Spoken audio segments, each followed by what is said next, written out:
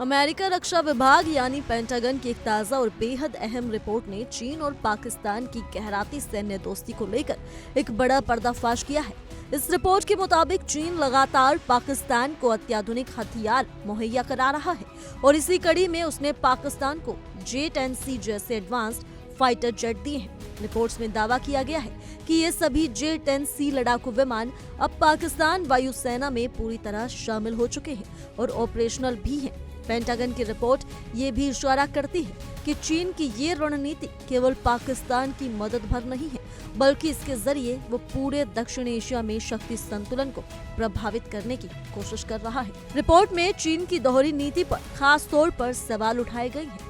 एक तरफ चीन भारत के साथ वास्तविक नियंत्रण रेखा यानी LAC पर तनाव कम करने और शांति बनाए रखने की बातें करता है, तो दूसरी तरफ वो पाकिस्तान को बड़े पैमाने पर घातक हथियार देकर भारत पर परोक्ष दबाव बनाने की रणनीति अपनाता दिख रहा है। पेंटागन के मुताबिक पाकिस्तान इस पूरे खेल में चीन के लिए एक तरह का प्रेशर वॉल्व बनता जा रहा है, जिसे चीन जरूरत पड़ने पर भारत के खिलाफ इस्तेमाल कर सकता है।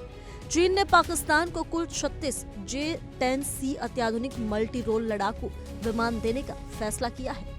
इनमें से मई 2025 तक 20 विमान पाकिस्तान को मिल चुके हैं। ये फाइटर जेट किसी भी लिहाज से मामूली नहीं है। J-10C में AES से रडार, लंबी दूरी तक मार करने वाली एयर टू एयर मिसाइलें और एडवांस इलेक्ट्रॉनिक वॉरफेयर सिस्टम लगे हुए हैं। पाकिस्तान वायुसेना में इनके शामिल होने से उसकी हवाई ताकत में बड़ा इजाफा हुआ है और क्षेत्रीय स्तर पर उसका आत्मविश्वास भी बढ़ा है।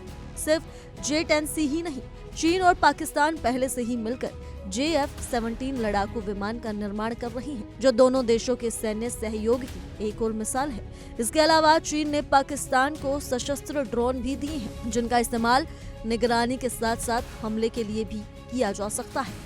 पेंटागन की रिपोर्ट साफ तौर पर कहती है कि चीन पाकिस्तान को लगातार सैन्य रूप से मजबूत कर रहा है, ताकि भारत पर रणनीतिक दबाव बनाए रखा जा सके। अब सवाल ये उठता है कि क्या J-10C भारत के राफेल लड़ाकू विमान को टक्कर दे सकता है? सैन्य विश्लेषकों के मुताबिक अगर J-10C किसी मुकाबले में राफेल को पहले डिटेक्ट कर ले और पहले फायर कर दे, तो वो खतरनाक साबित हो सकता है।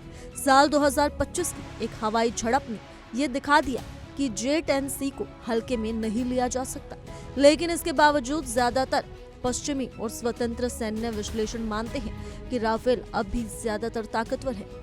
ट्विन इंजन की भरोसेमंद क्षमता, युद्ध में आजमाया हुआ रिकॉर्ड, लंबी रेंज और बेहद वर्सेटाइल मल्टी रोल क्षमता जैसे ग्राउंड अटैक, न्यूक्लियर मिशन और रेकोनिसेंस राफेल को 4.5 जनरेशन फाइटर जेट्स में शीर्ष पर रखते हैं। पेंटागन की रिपोर्ट ये भी चेतावनी देती है कि चीन और पाकिस्तान का ये सैन्य सहयोग दक्षिण एशिया में शक्ति संतुलन को बिगाड़ सकता है। जहां एक ओर चीन भारत के साथ शांति और बातचीत की बात करता है, वहीं दूसरी ओर पाकिस्तान को हथियार देकर भारत के लिए नई चुनौतियां खड़ी कर रहा है।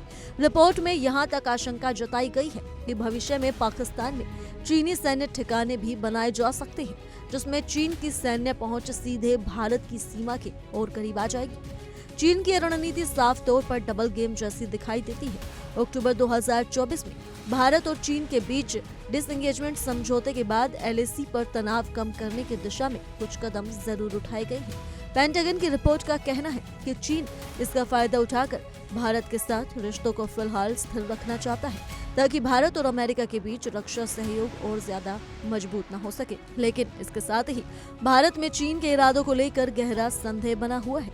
सीमा विवाद, भरोसे की कमी और पाकिस्तान को मिल रही चीनी सैन्य मदद के चलते भारत चीन रिश्ते आने वाले समय में भी उलझते और तनावपूर्ण बने रहने की पूरी संभावना है।